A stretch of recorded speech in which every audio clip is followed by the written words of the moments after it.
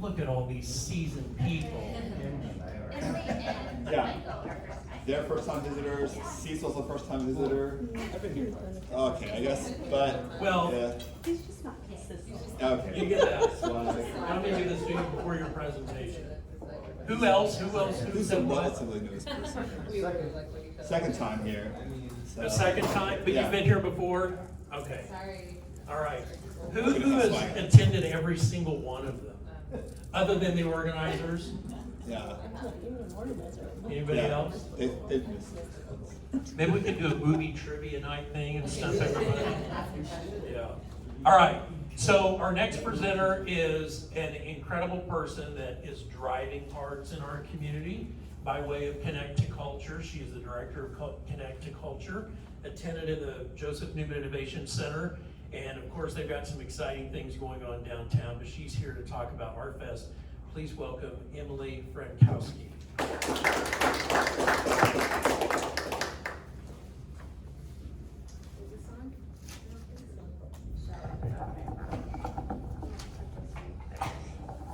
Thanks so much, Doug, and I loved listening to Michael. I've heard him speak a couple times, and I love his artwork. I just don't know how you do it, so you're awesome.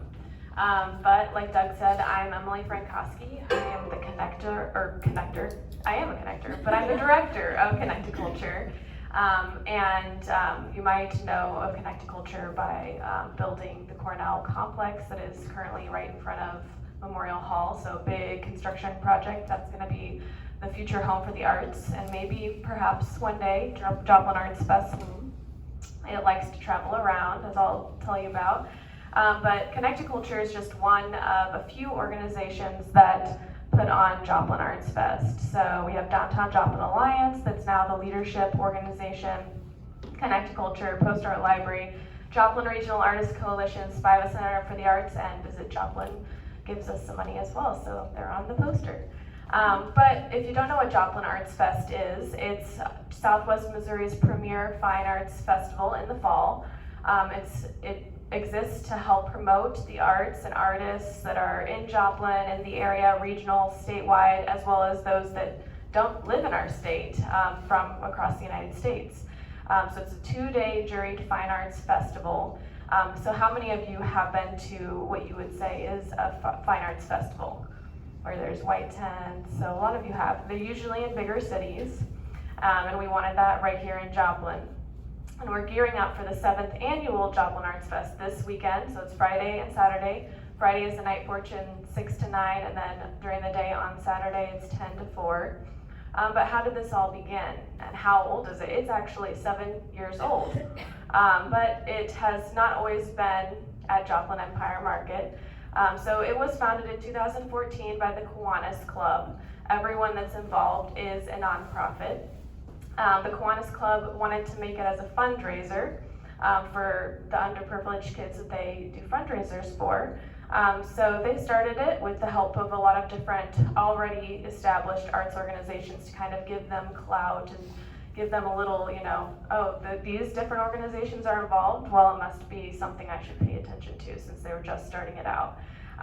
The goal was to have a major arts festival with all those white tents with fine art underneath them, and give artists the opportunity to sell their artwork.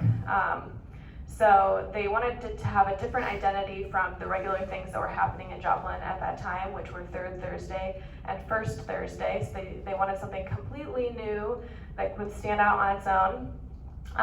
They wanted to support and grow the arts community, help them sell their work, also provide an economic benefit to the city, because everyone knows arts-related events generate a lot of different type of spending in the city, people coming to stay in hotels, going to restaurants, buying clothes, different things like that, tourism-related spending. And then 3, they just wanted to make Joplin look good, having an arts festival and creating more quality of life, giving people here a chance to do this, as well as bringing people that are like, wow, this is happening in Joplin, what a cool city, and let me explore everything else that's going on here too. So it started out as a 1-day festival on Main Street with about 30 to 40 different artists, kids activities, restaurants were close by. We wanted to help generate income for downtown businesses. And all of the local arts and cultural nonprofits were involved through Connect to Culture. But it was on Main Street from 2015 to 2017, moved to Mercy Park in 2018 and 19 because, like I said, the identity piece was not working. People were still confused. Is this third Thursday? Is this first Thursday? Because it was on that Main Street. And they also wanted to really capitalize on those tourism dollars, getting more funding from the CVB and generating a 2-day festival instead of 1 day. So if you have people come in for the weekend, they're gonna go to the festival night portion and then maybe stay the next day and go to the day portion of the events. So also in 2020, the pandemic happened and we switched to online, which wasn't very profitable. There weren't that many artists that wanted to participate. It was a pandemic too, so it was hard to get through. So now in 2021, Kiwanis just decided, this is not working. We don't really clear a lot of money from this festival. It's supposed to be a fundraiser. We maybe make $1,000 or $2,000 after everything is paid for. We love having the festival, but we just, this isn't serving the purpose for what we do. So they looked for a new leadership, and Downtown Joplin Alliance took on the challenge. Obviously, the organizations also help on the committee, and we all do the work. But for the 2021 festival, we still have about 30 artists participating. We have 8 local performing artists performing throughout the day and different things going on. So some of the challenges that we have faced and continue to face are artist retention and attraction. Like I said, we've only had 30 or so participating since 2015. And in order to have a successful art festival, you have to have a lot of artists participating, have things that attract people to come and see that. Usually, you go to a big arts festival. I was just in Minneapolis, and there was someone there from New York, there was someone there from California, all over. Usually, when Michael goes, he meets people from all over the United States. And obviously, to retain those artists, they want to make money. So that's another challenge, creating an art buying community. The artists to participate, they have to pay the booth fee, they have to pay a juror's fee to be in, and on top of that, just setting everything up, being there all day. You want to make back your money and more, so it makes it worthwhile to spend your time doing that. And we want artists to be paid for their work. We pay the performing artists as well. And obviously, sustainability of this whole festival. Like I said, we haven't cleared a lot of money, and it would be nice to have the festival pay for itself and then generate some more money where we could maybe create a piece of public art with those funds that would live on in perpetuity. Every year we could have a public art project. And aside from profits, what kind of grants can we take advantage of, and how do we get sponsors to buy in so they feel like it's a valuable buy? So we're looking at growth in all of those different areas, as well as another challenge, the last challenge I'll say. There's a lot of challenges, I can keep going on and on. But it is nonprofit run and led, and I don't see this as a bad thing, but we all know the nonprofits don't make a profit. I know that word. But they're super busy, they don't have a lot of staff. They do have funding sources, but you don't want to compete for those funding sources. But having a group of these really hard-working nonprofits, everyone can take a piece of the pie and create a delicious pie at the end of it. So that's all I have for you. Thank you. Thank you very much. Questions, input? Hello. Can you hear me? Okay, so I just photographed, sorry, this doesn't work. I just photographed Joplin's Pride, and it was a really great experience. It was really cool. Long story short, I graduated high school here and then moved to Springfield because I was like, the community here is terrible, nobody wants me, like, I'm gay. So I was like, I'm gonna move to Springfield. I moved to Springfield, it wasn't better, but they had community and they had community representation.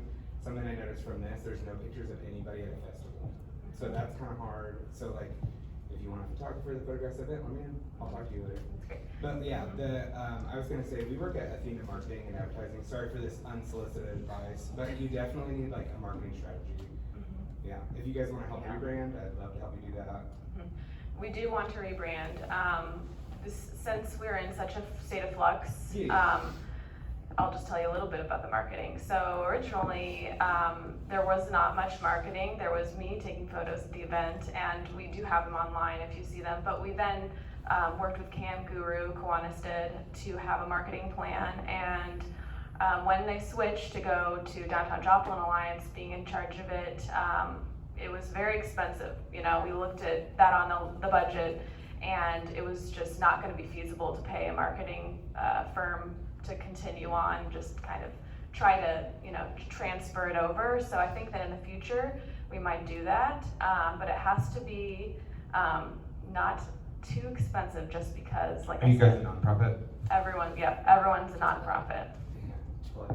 I mean you. I don't talk about you. So Athena, we give 50% off to all nonprofits, and so we like to work with local community. I would say that's one thing we're really good about, is trying to be involved in the community and just helping businesses of all sorts. So we're not like, you have to spend an X amount of dollars to do business with us. It's just, what's your budget? What can we do that's reasonable, that's actually gonna get you guys traction? Because this is such a cool event, and I wish I knew about it. Yeah, well, I'd love for you guys to take a look at the social media right now, because it really is bare bones, but if you have any ideas like that, I'd love them. And don't look at the website, because the website doesn't have any information on it, because it's KM Guru, so it's not been, I think it's going to die soon because we're not paying for it. I have a question for you. Are you guys paying for the venue? We're not, because it's at Joplin Empire Market right now. When it was at Mercy Park, I don't know if they did or not. I know for my organization, Connect to Culture, we just had Jomo Jammin' in July, a bunch of performances out there, and we did have to pay, but it's like, you know, $40 to $75 to use that park, so it's minimal. Oh, I'm sorry. Her hand was up next, you Okay, wait. well, so I just had a suggestion, I grew up in Chicago, so like we went to, the Art Institute and blah, blah, blah, and it wasn't intimidating because it was just part of, we had more exposure to it.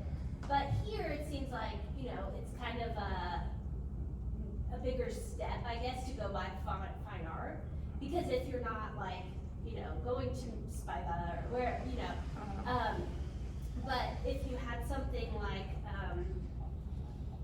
you had the high school art winners on display there also, or you had something like, just like the best of the best there, that parents could brag that, oh, my kid has they're part of the booth or whatever, that's just the high school winners, or like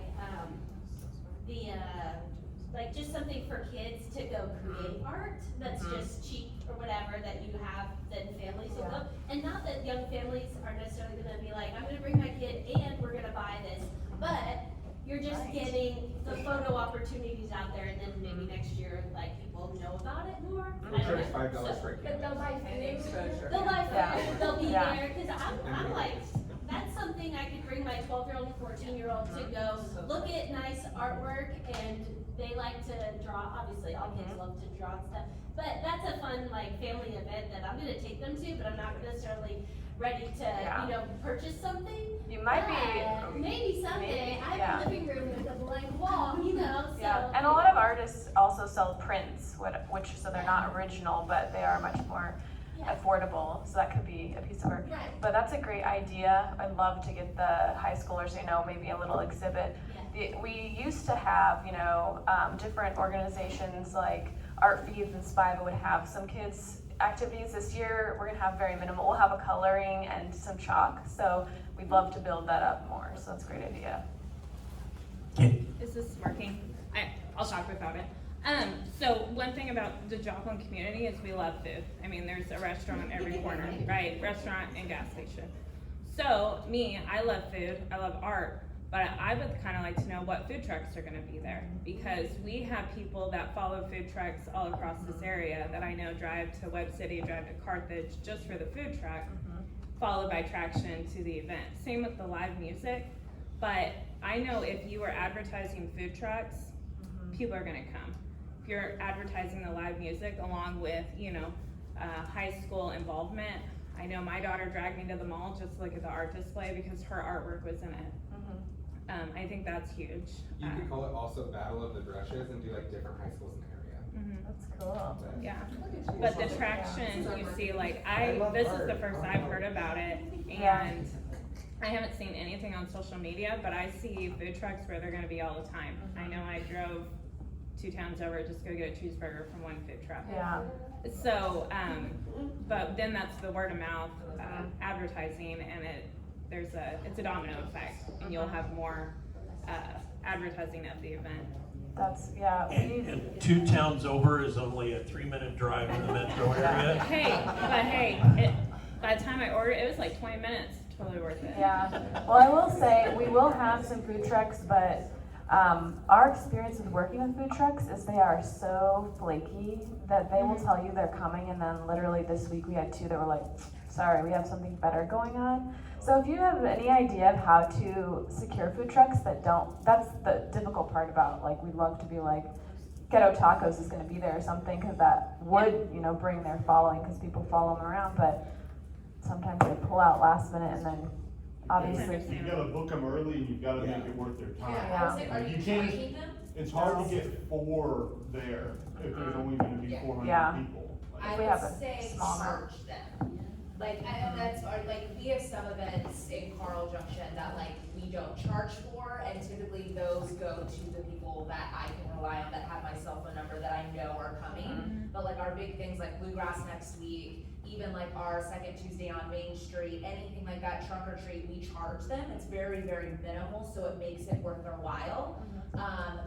But if you charge them, they're more likely. And one thing I've been hearing about, which people have been talking about, is when we say food trucks, we wanna list who's coming, and I tag them on social media, because they will share that, but then they also feel like maybe they only paid $30-40 to be there, $50 max if I'm gonna provide electricity to them, but I'm also promoting them. So it's not really a sponsorship like you typically would with the posters, but they feel like we're really calling out to them, we're showing their social media page, and they're more likely to show up. Not to say I haven't had some show up that have paid, but my experience with food trucks too is that if they know that they're going to be 3 barbecue, 2 Mexican foods, they're sort of competing against each other, they're more likely not to come, which is why, besides Bluegrass, in Carl Junction, I literally do 1 barbecue, 1 dessert, and because they know that they're gonna get all those people, they don't like to attend things where they may be friends with each other, but they're gonna compete, and they're also taking a chance of that we're, as organizers, trying to get as many people there, but at the end of the day, we can't promise that 300 are gonna be there. Yeah. Thanks. Okay, so I have a couple thoughts. From a marketing standpoint, as a nonprofit, I understand there's limited funds, but it's essential to have somewhat of a marketing budget, and here's why. When you're doing a big event like this, unless there's massive exposure, you can't expect people to come just because it's Joplin Arts Fest, right? So digital marketing is a huge thing. You can take the people who like Joplin Arts Fest, Downtown Alliance, Connect to Culture, all those places. You can create a profile of audience, and then you can also create a lookalike audience of people who might like art but don't necessarily like Connect to Culture. So you can really triple, quadruple your audience and promote specifically Joplin Arts Fest, that specific event. It's actually quite cost effective. It's not as expensive as people think it is. A lot of people, business owners or nonprofit organizations don't know how to do it. So that's a recommendation. The second thing is we were talking about getting kids involved. Tammy Brown, who owns Journey Canvas Company in downtown Webb City, it's a coffee shop, but they also just do painting. I would see with her and see if maybe she'd do a pop-up shop where she can just bring in her supplies and kids can paint. My kids love it. It's great for me. I could, just sit, read, get some work done, and my kids can paint and have fun. So, I mean, that may be something that you don't necessarily have to head spear, but you could give it off to somebody who could maybe make some small profit, because she doesn't charge a lot, but Yeah. that would be something, you know, Maybe she give a percentage of what her sales are. potentially, yeah. That'd So- be cool. Also, like on Friday, if you had some sort of like a temporary, what's it called, mural? Get installation or mural. Yeah, because, I mean, yeah, photo booth is cool, but like art, it seems like everyone loves the murals. Like people go Yeah. for runs around the town, like a mural run, like where they Yeah. take, you know, but if you had a temporary one, That would be cool. that it looked like a real mural, you know, I mean. I was at art fair in Minneapolis a couple weeks ago, and I was with my niece, and there was a temporary mural. They just like created, you know, wooden boards, and they had a mural artist create like wings, and you could stand in front, like little steps, and she could stand and, you know, had a hashtag on it and stuff. But, so I think that's a great idea. On Friday, and then maybe people will come and see. Yes. Back on the marketing side,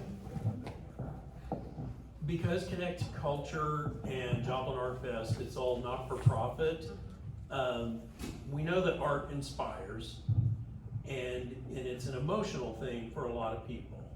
So maybe one thing I would offer is put together an advisory committee or an advisory board and draw people onto that board that are passionate about it as well, because that will connect dots so that some of the things that have been suggested as great ideas could happen and not tap into your limited budget on some things. Because we've got a lot of big hearts in this community, and they're just waiting for an opportunity to show that love. So that might be some organic things you could do to maybe make that happen. Yeah. I have like 50 million questions, Emily, I'll try to contain it. First question I thought of, is there like a beer garden? Or like I've been to the There art is. festival in Kansas City, and that's what my friends want to go to the art festival for, so there is like. There will be a bar. And then. That usually is like, historically, Kiwanis had a beer tent, and that was like a way that they could make up money. Unfortunately, when we were at Mercy Park, we had to put the ugly orange mesh all the way around wherever we were gonna have alcohol, because you have to make a beer garden. Okay. The other question is that when I go to events at Empire Market, I am always confused about what's happening, because I will go and there will be like all of the people who are typically there as vendors, and then there will be like a little, like maybe something happening in the back part, like how is it gonna be Yes, it will arranged? be confusing this year, just so you're prepared. So when you go into the like main entrance of the Empire Market, it's the first hall, and that's gonna just be all of the farmers market people. They're just gonna condense them into that room, and then when you go to the right and go into the second hall, which is the biggest space, that will be Arts Fest, so there will be the artist booths as well as in the third hall. And then we go outside in the courtyard, that will be the stage, so the music will be out there, and then there will be more artist booths. So yes, bear with us. This year it will be more confusing. In the future, you know, we always thought, and the Kiwanians thought, that it would be great to have in the green area of the Cornell complex, which will be the space between the Cornell complex and Memorial Hall. That's where there will have a huge amphitheater that will seat around 2,000 or so people. So it will be a great grassy place where you can have all the white tents, and like a normal arts festival, you just walk up and down the rows, and so it's not hard to figure out where to go, but it can be challenging in the market area. Yes, for sure, that's how I feel each time I go there. Yeah. Like, oh, but all the same people are still here, but then there's like the other new stuff happening in the Mhm. back. I think you're getting a lot of really good feedback. I just wanna thank you for being part of, reorganizing Arts Fest, because I think it can be a really cool event. I know you already have enough work to do, but thank you for your work. All right, any other questions, suggestions, ideas, input? Raise your hand if you're committed to going to Joplin Art Fest this weekend. I'm going now. Thanks for all of the suggestions. I find that really valuable. All right. Well, thank you. We have some more giveaways, organizers, shall we give those away? All right, criteria. Who traveled the furthest to get here? We had somebody from Springfield one time. Neosho? I hate to think of Neosho being so far away. But it's far. It takes But it- 35 but it- minutes to get here. I don't know how long it takes to get here. But it's worth a couple of mugs. All right. Just have to get coffee. Right. Who wants a hat?